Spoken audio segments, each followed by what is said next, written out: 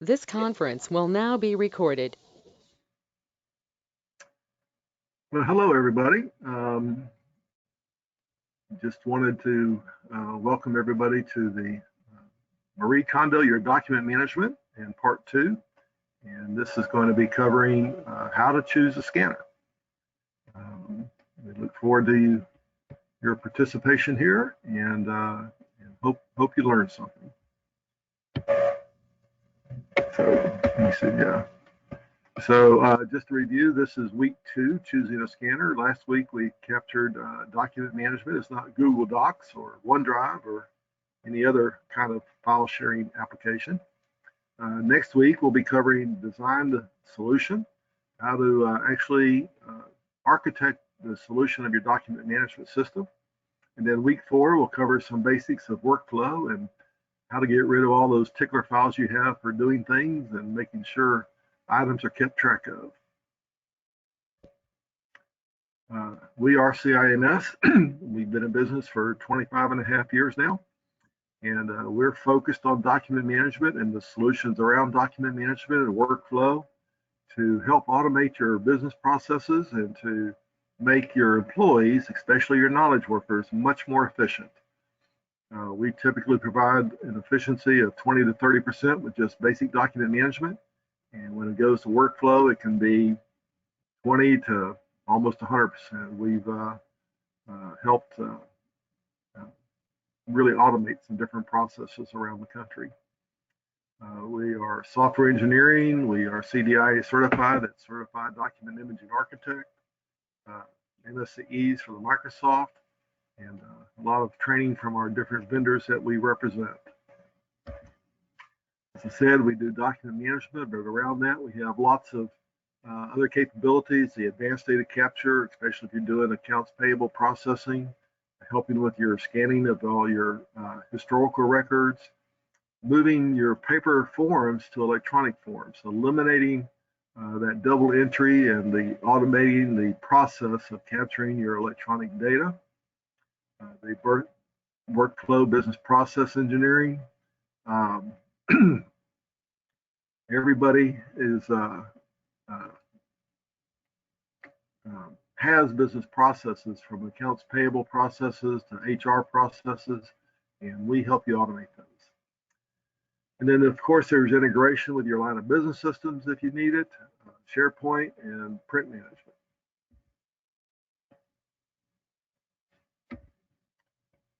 So summary from last week, what we did with Google Docs, why document management is not Google Docs, OneDrive, Dropbox is not EDM.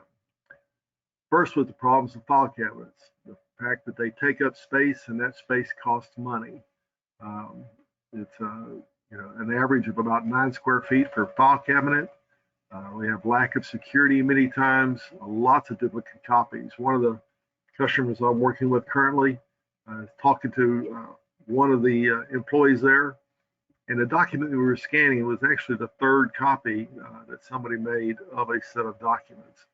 And so that's all filed in file cabinets right now. Then we covered what is electronic document management. It describes the process of capturing, storing, and retrieving electronic versions of previously paper-based documents or other media through PDFs, word processing files, and digital images and media files. So basically anything that's in your file cabinets that we scan, or any electronic documents that you have, your Word files, your PowerPoints like this, your Excel spreadsheets, everything else we store and manage. And if you think about it, I don't know how many of you use Spotify for document for your music, but it's real easy to find the music you want to play. You can search by the name of the artist, by the genre of rock and roll, country, classical. You can search by album names, all these different ways, and yet you have no idea where that song is located physically on your computer or in the cloud. All you really care is that you can find that song easily and quickly. And the same thing with document management. EDM for documents and images is the same thing, making it easy to find information based on what you know. You know the type of document you're looking for. You know who the customer was for that document, or who the employee was for that HR file. Those are things you know, and it makes it easy to just type that information in and retrieve the documents you're looking for, or images or other types of files. This was one of our customers. Um, Lots of file cabinets. They had 55 file cabinets when they started. And when they got done, I'm not sure I actually kept that picture, but the space on the left is now 4 office spaces, 4 cubicles that they have employees sitting in now. The right-hand picture is basically a welcome area for customers like this guy is walking in. Spotify, again, easy to use, easy to find the artist by John Ray and so forth. So how is having files saved on a file server any different than a file cabinet? It's not. It's all based on where it is. And the EDM is different because we're finding data based on the metadata, the information about that document. Again, the type of document. Is it a resume? Is it an I-9? Is it a W-4? All that information is document types that you know what you're looking for. Then you know the other properties around it, the name of the employee, their hire date, the department they work in. If you're accounting, the accounts payable invoice number, the purchase order number that you did, the date of the invoice, the vendor that sold you the product. And that allows you to find it based on what it is versus where it is. Yeah, that searching capability, the security is much higher. Data validation as you're entering data into the system so we can have lookups and validation against existing databases. The documents and the information can enter a workflow process as they enter the system or are created within the system. It allows for collaboration of working on documents such as proposals or offer letters, and it provides versioning of the documents automatically. What EDM is not going to do is it will not be replacing your current line of business systems. We're not talking about replacing your accounting system or your HR system or any other database that you have. But if you don't have a database for any of this information, we can be that database. Here's the picture of it. There's those 4 office cubicles that we placed all the file cabinets that were along that wall. So we're going to bring order and process control to all the documents, your pictures, your videos, presentations, etc., that all the data comes from or supports the data. In many cases, we're going to provide the connection between different applications listed above, like your accounting, HR, and other applications, and provide a central repository for all the source information, as well as a central workflow system that allows you to have one login to perform workflows or any of the different processes you have across the enterprise. So let's get down to the meat of today's webinar. How do you choose a scanner? Well, you have a lot of choices. You have the one on the left, which is a huge scanner, stands on its own pedestal and occupies a good bit of space, but it can scan 210 pages per minute. That's what the ppm stands for, is pages per minute. But it's cost you $90,000. It has a feed tray of 750 pages that you can load up and let it just process through. Or you can go to the right over here on the right, and you can get a fairly inexpensive Kodak, the E25 for 25 pages per minute. Cost you about $300, and it's fairly efficient. Same size scanner essentially, but it's a 50 page per minute scanner. Cost about $900. Why? How do you choose between the three? Of course, you need the very specialized applications to process something like this. But I had a customer that had 3 of these standing there. So let's talk about how you choose the right scanner. There's a lot of variables to choose from. As we just talked about, speed, feeder capacity is one of it, paper sizes that the scanner can handle. One of the important ones is the duty cycle. You may have a fairly low, want to look at a fairly inexpensive scanner, but if you're scanning 10,000, 20,000 pages a day, you need to look at duty cycle. We'll talk about that. What different output formats do they have? The volume of paper that you're going to be scanning daily, and possibly in a backfile conversion. What is the time frame you want to scan that paper? You need to keep up with every piece of paper that's coming into an office on a daily basis. Or if you have 50 file cabinets that the customer had, how long do you want to take to scan all those file cabinets to paper and get rid of the file cabinets? That depends a good bit on the number of personnel dedicated to the scanning job and the scanning software that you're using. So let's talk about speed first. How many pages per day? We'll just do a little calculation here, but if you're doing pages per day, you've got about 420 minutes, 7 hours, assuming you take an hour break to scan those documents. So if we have 10,000 pages we're scanning a day, divided by that 420, we need something right around a 24 page per minute scanner. It really doesn't take a lot of speed to scan a lot of paper, but there's other factors. If we only had 1,000 pages, which most offices are usually not generating that much paper. And if you looked at it, that same division would say, well, we really need a very, very slow scanner to scan it. Of course, there isn't even such a thing as a 2.4 page per minute scanner, unless you count a desktop or a flat top scanner so that you can lay the paper down and scan it and take it off and do so forth. At the other end is we could be scanning 100,000 pages per minute. That actually exceeds the capability of that big Kodak at 240 pages per minute. And applications like that is the mail room, medical payments office, tax offices that are scanning very large quantities and need to do it in a very short period of time. As I said, I had one customer that had 3 of those big scanners, and their objective was not to scan it in a day, but they wanted to scan it within the first 3 hours that they were open that morning for business. And all the mail came in, and they wanted all that mail scanned before lunchtime so that it could be processed. But most scanners are not able to be operated continually for 7 hours.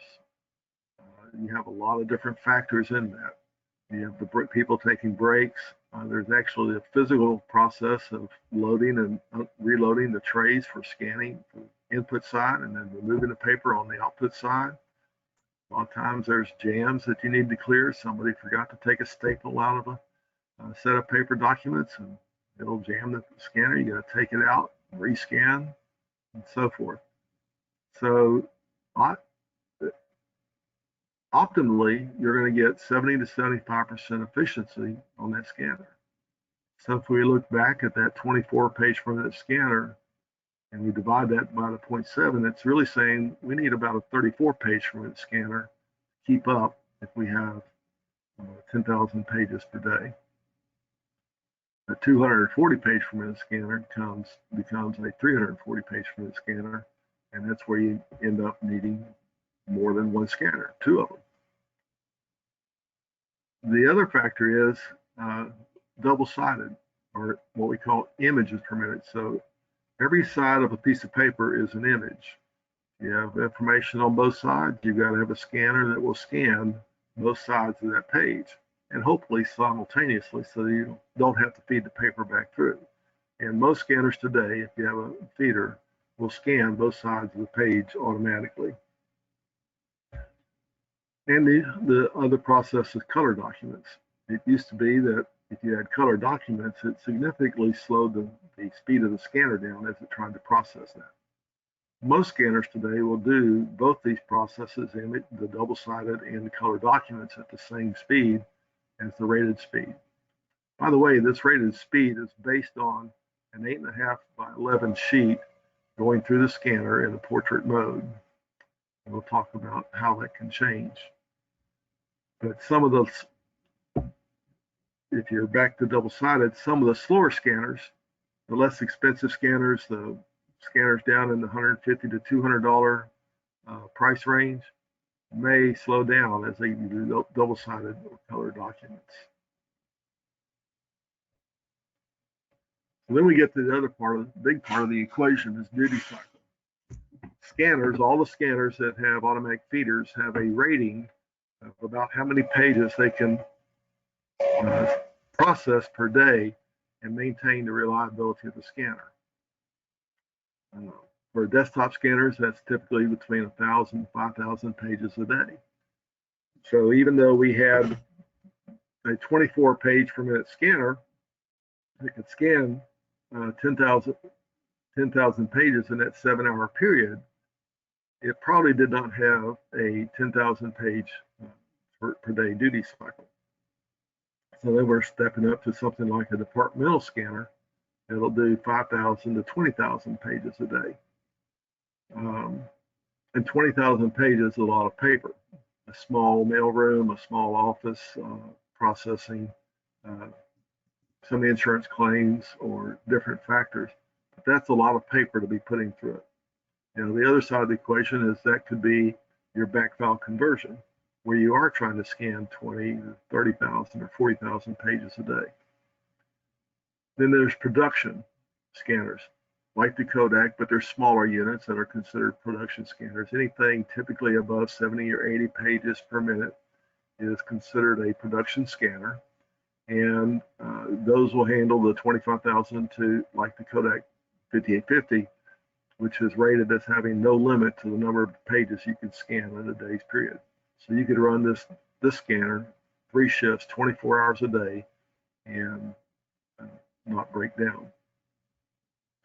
And as I said, even though that 25, 24 page per minute scanner could scan those 10,000 pages a day, it would probably take that departmental scanner to do the job. So critically, don't go out and say, okay, well, we've got this 30 page per minute scanner or 25 page per minute scanner, and it's going to be able to scan the number of pages we have per day. If you're doing that, you have to look at the duty cycle to make sure it can do that day after day after day. The next factor is paper capability. How much paper can that feeder tray hold? If you have some of the really small, some of the little scanners that you can actually take on trips with you and put in your briefcase, 1 or 2 sheets of paper per day, or paper at a time. But the desktop scanners today can typically hold 20 to 50 pages in its document feeder. If that suffices, let's say you're running a customer service desk, like some of my customers, or you see them in the doctor's offices and at the hospital, they have the scanners that's sitting there at the desk, and basically all they're scanning is your ID card, the forms you filled out when you walked in the door. So you've got maybe 5 or 6 pages that they have to scan at any one time. So these little desktop scanners are fine. Less than 20 pages, put it in there and it'll feed through. But if you're scanning, you're getting a stack of documents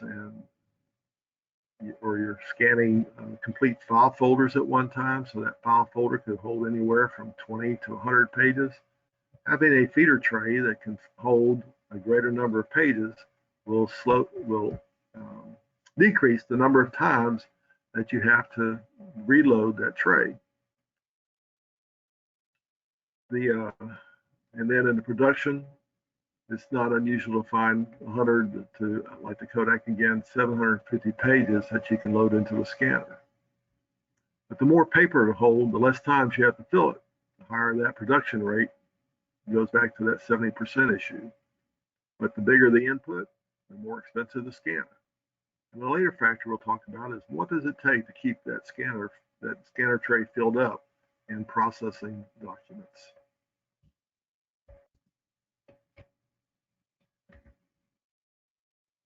Another factor is paper size.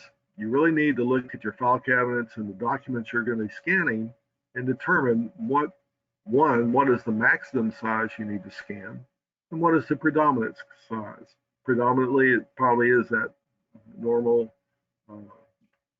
paper size, 8.5 by 11 inches.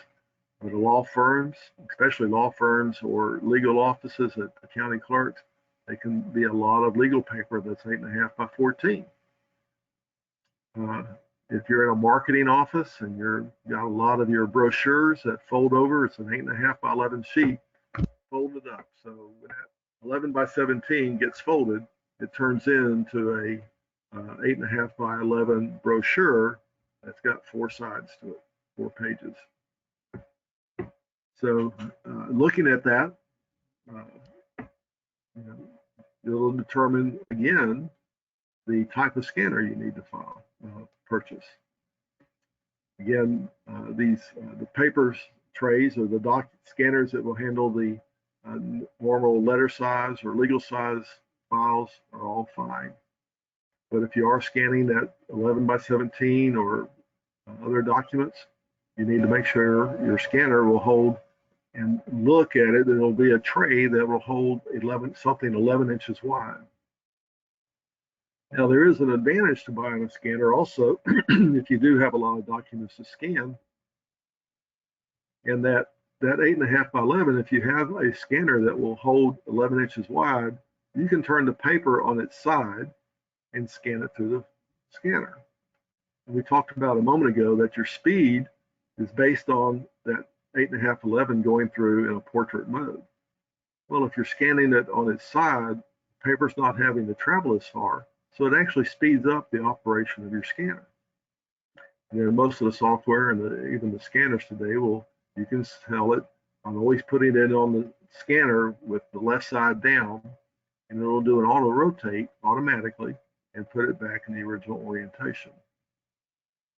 You also need to see if you have longer documents. There's a lot of companies that are producing charts, or they've got recording instruments that are producing long pieces of document, 30, 60, 100 inches long. There are different scanners that will allow you to just say, scan it as long as the paper's there and create that image for you. But you may have bigger documents, double the size, 22 by 34, C size, D size, E size drawings, engineering drawings. Those are going to require special scanners of their own.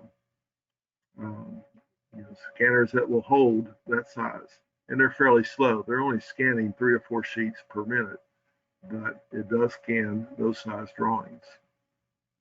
Then the other factor is, are they books?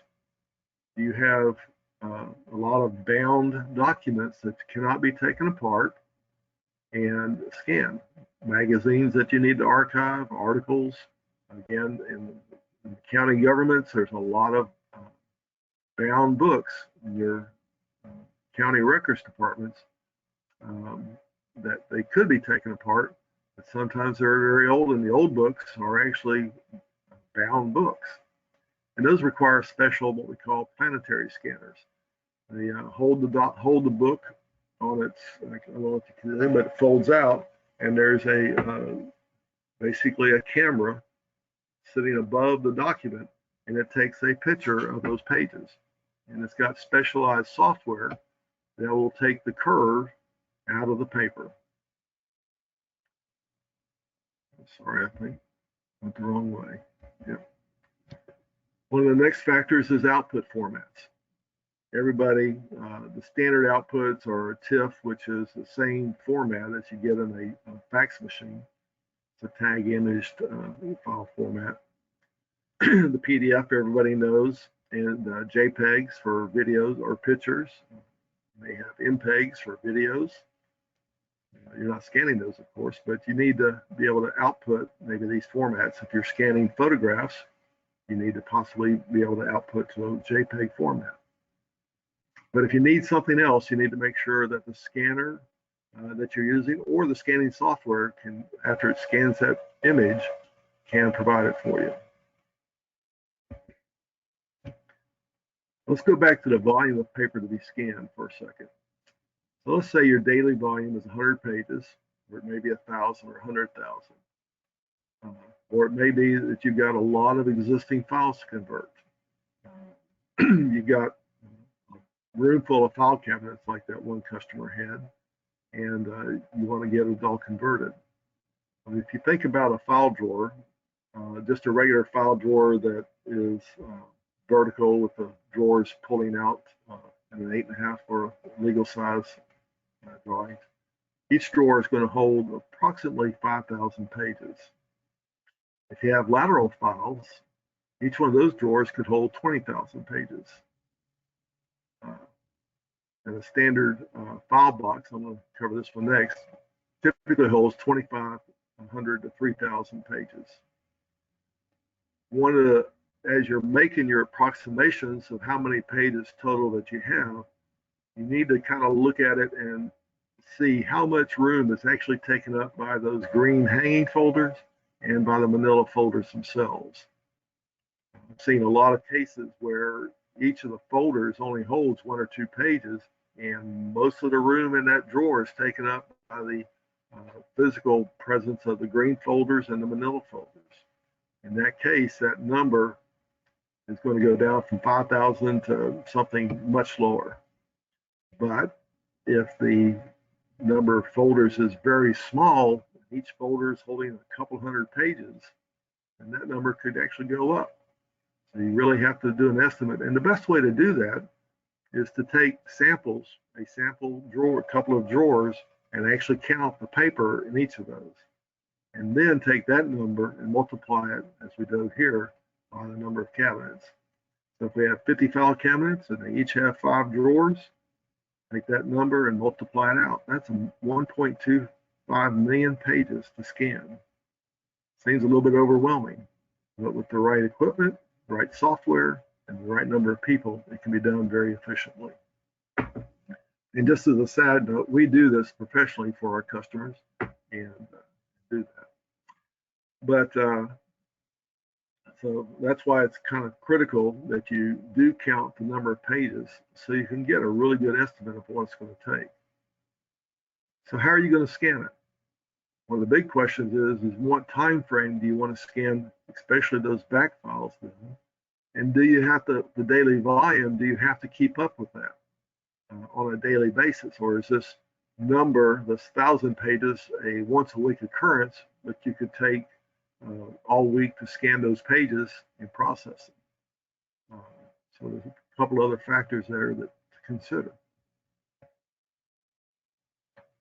So going into that, the biggest problem that I see is customers will say, well, we've got that 10,000 pages, we've got the duty cycle, so we're going to buy a 60-page per minute scanner and scan it all. Well, that scanner can do that. It's typically rated for the 10,000 pages per day.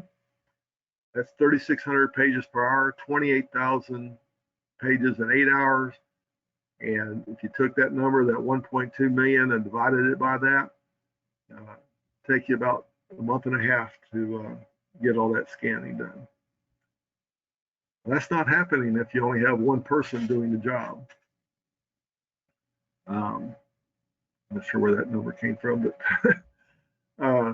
you know, it takes about 2 hours to prep a document box or standard file drawer. So it takes 10 hours to prep enough documents to have 28,000 pages ready to scan.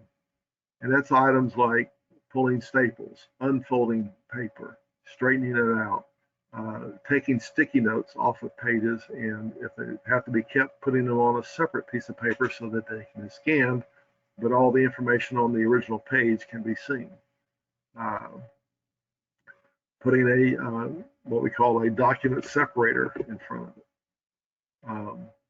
The other part is determining, as you're prepping these documents, especially on a back file conversion job, are you going to scan everything in the folder as one file, which most people do, because if they were looking for that document to begin with, they'd have to go to the file and basically page through it.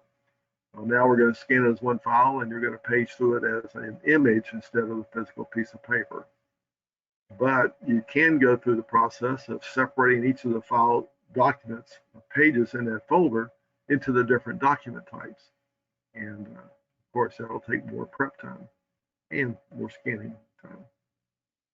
Or actually not scanning, but the what we call indexing properties. You need a staff, so just to do what we're talking about, that 28,000 pages a day, you need at least 3 preparers, approximately 3 boxes per day, end up with about 9 boxes, not even the 10 boxes we were talking about up here. And so you're still not going to keep that 60 page per minute scanner going all the time. The time frame is a combination of the scanner speed, the duty cycle you'll have, and the number of people you're willing to dedicate to the job. Typically, we like to have 4 to 5 people prepping documents for the scanning process, but then we go from there. Then last but not least is the scanning software. One is the software you have has to be rated and able to run the scanner at full speed. And I'll tell you, just about all the scanners come with a basic scanning utility to allow you to scan pages of documents. And they will run it at rated speed, but it's not going to allow you to scan a lot of paper documents at one time. And then you have the process of how do you collect the data off that document that you're looking for. So batch-oriented software, the type of software that we recommend to our customers that we use personally, allows us to create what we call batches to allow multiple people to operate on different batches at the same time. And in the operation of scanning, you've got the scanning process itself. You need to do some QC on this document, so these images, quality control. So if an image gets skewed or it's too light to be read, those pages need to be rescanned. And the software we use allows you to take that one page, rescan it, and insert and replace that page right away without having to go back and rescan the entire folder or entire document. Collecting the data, the indexing, the metadata about the document, telling the software what kind of document it is. If it's an HR document, collecting that employee's name off the document, the date of the document, and other information that you may need off of it. And then exporting or sending it to your document EDM system. Other features of good scanning software, it's got barcode detection. A lot of times documents will be printed with a barcode or Q code to allow us to capture the information straight from the barcode, which really makes it nice because it's hardly ever wrong and speeds up your data capture, your document capture at the same time. One of the tricks is if you have file cabinets or information like that, and you know exactly what's in those file cabinets and how they're categorized. So you have HR documents, HR folders. Well, you could create a barcode which has that employee's name, the department they worked in, their start date, whatever other information you may need, and use that barcode as a separator page for each of those documents. So you're scanning the page, it reads the barcode, collects all the information, and then puts the document in the correct place.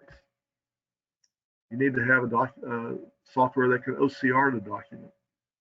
A lot of times, especially for your EDMs, you want to be able to search and find your documents based on the contents of the document, the words within the document. And OCR is the process, optical character recognition is the process that allows you to do that. If you don't have barcode, we need to be able to do field level capture, assigning zones within the document to capture the information. A zone to capture that invoice number, the invoice date, the total amount at the bottom of the document, the purchase order number, so that all that information can be transported or sent to the EDM correctly. It should be able to detect color.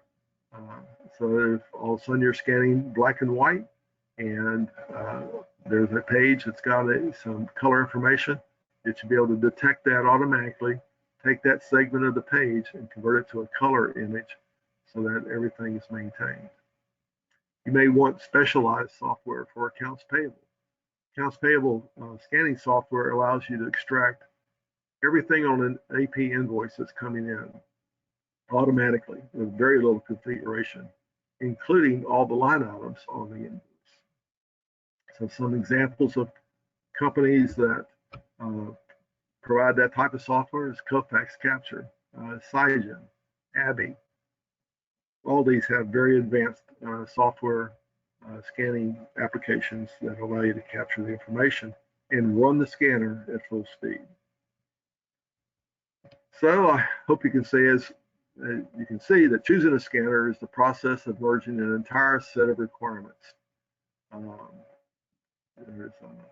It always sounds like an easy job, but there's a lot of factors to consider to make sure, one, that you're not overpaying, but two, that you're getting the scanner that will do the job you're designing that your system requires. And we hope we've given you some insights to those requirements and how they can be considered. We have a process of discovery, strategy, and implementation that we go through with each of our customers. We ask the 5 Qs at the front end of who, what, when, where, and how, and why each of those documents is handled, where they come from, and where they're going. Automation, elimination, improvement, optimize, and understand your system, and then the process of implementation, configuration, training, rollout, and buy-in. And we do it quite successfully. We have our core values that we want to make sure you're satisfied above all. We have a commitment to highest quality and continuous improvement of your processes.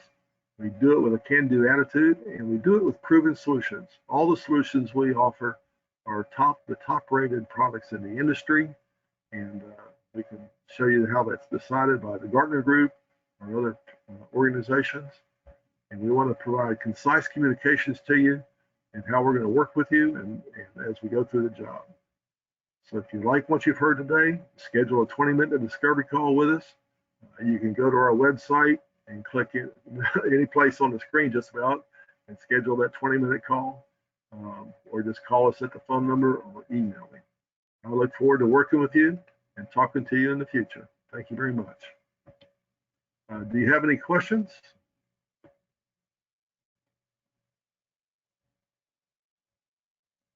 I learned a lot. Okay, good. I hope you did. I have a file cabinet. Now I realize why I can't put stuff in it the way I want. And we have a laser printer. So we like the printer, but I see why some places may need different kinds. Yeah, and I didn't really cover that, but a lot of people are using their copiers in the office to do the scanning. Most copiers today will actually scan your documents too, and they do a fairly good job. One thing I've seen with using your copiers is, one, it's not at your desk, so you're having to get up from your desk, go to the copier, scan the documents, figure out where they're going, come back to your desk, and try to find that image again, and then do something with it. It's not capturing the data that you need to go into the EDM automatically. It's only capturing the images of the document. Two is they typically create a much higher size, much larger size file than these standalone product scanners.